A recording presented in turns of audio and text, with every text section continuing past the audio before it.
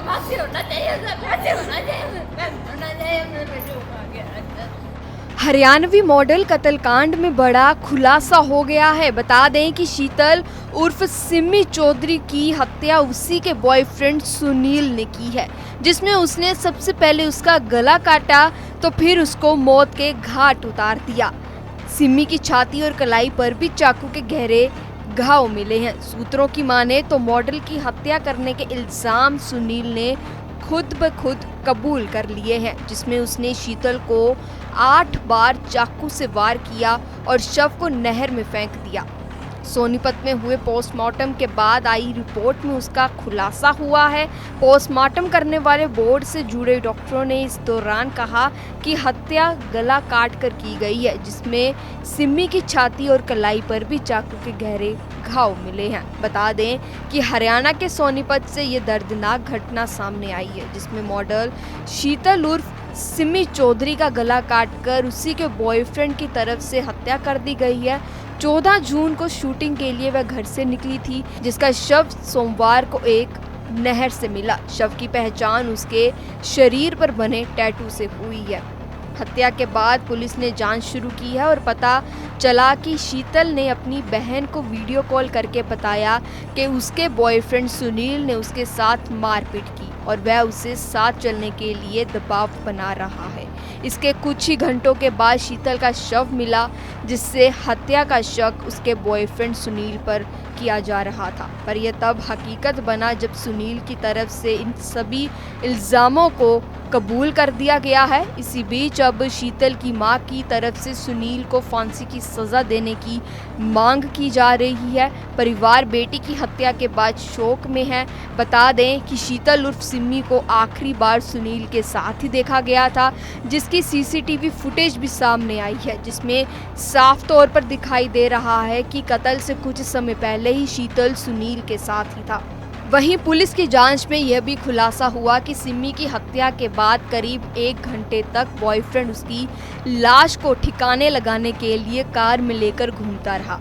आखिर में उसने इसे हादसा बनाने के लिए पहले सिमी की लाश नहर में फेंकी। इसके बाद कार पानीपत नहर में उतार दी गई। क्योंकि वह अच्छा तैराक है, इसलिए खुद तैरकर बाहर आ गया और फिर पुलिस को फोन कर हादसे का बता दिया।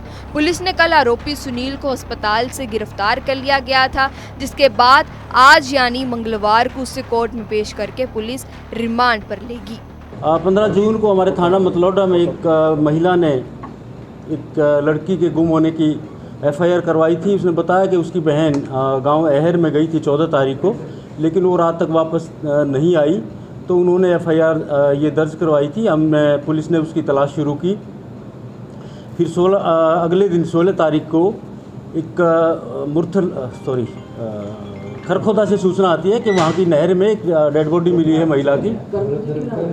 वो सूचना मिलने पर उस लड़की की पहचान, जो लड़की मतलौडा से गुम हुई थी, अहर गांव से गुम हुई थी, उसके रूप में उसकी पहचान होती है। उसके परिवार वाले पहुंचते हैं और डेड बॉडी का जब निरीक्षण किया जाता है तो उस बॉडी पर कुछ चोटें लगी हुई थी, तेज़धार हथियार की, गर्दन के ऊपर, छाती के ऊपर।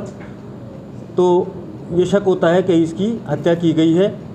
और दूसरी तरफ 15 तारीख को सुबह अर्ली मॉर्निंग एक हमारे यहाँ जो नहर जाती है पानीपत के अंदर से, उसमें एक गाड़ी मिली थी और उसमें एक लड़का मिला था जो तैर के बाहर निकल गया था। तो उसमें क्योंकि जिस समय वो गाड़ी डूबी थी तो ये भी सूचना मिली थी कि इसमें कोई लड़की भी थी, तो उसको घटना से जुड़ते देर नहीं लगती, तो तुरंत ये शक हुआ। और उस लड़की के घर वालों ने यह भी बताया था कि ये सुनील के साथ गई थी, जो इसराना का रहने वाला है। तो जो कार डूबने वाली घटना थी और जो लड़की की डेड बॉडी मिलने वाली घटना थी, उसको जुड़ते देर नहीं लगती।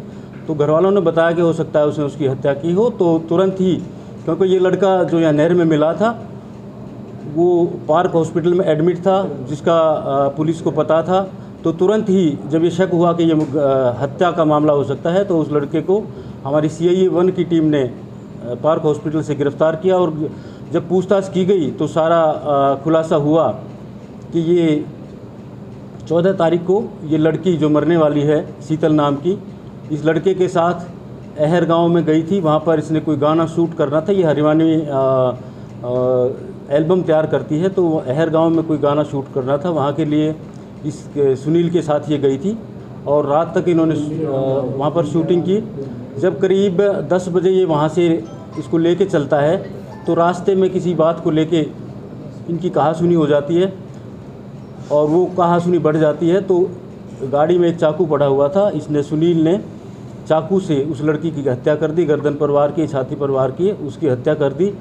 और घटना को छुपाने के लिए और सबूतों को छुपाने के लिए, डेड बॉडी को खुर्द-बुर्द करने के लिए उसने गाड़ी समेत वो नहर में उतार दिया गाड़ी को अपने क्योंकि उसको तैरना आता था, उसको पता था कि मैं गाड़ी छोड़ दूंगा तो ये बह जाएगी और मैं तैर के निकल जाऊंगा और ये घटना इत्तेफाकिया लगेगी कि गलती से ये गाड़ी नहर में गिर गई है। तो इस घटना को इत्तेफाकिया घटना दिखाने के लिए इसने गाड़ी को नहर में डाल दिया और शीशे खोल दिए थे, तो खुद तैर के बाहर आ गया और वो लड़की बह गई। सर, मारने का कारण अभी तक स्पष्ट हो पाया है? मारने का कारण इनका अभी तक यही आया है कि जिस समय ये वापस चले थे वहाँ से, तो ये लड़की किसी और लड़के से बात कर रही थी फ़ोन के ऊपर। वो मना कर रहा था कि भाई किसी और से क्यों बात करती है, क्योंकि ये इसके साथ रहता था। तो उसी बात पर इनकी कहासुनी बढ़ गई और उसी बात पर उसने उसकी हत्या कर दी।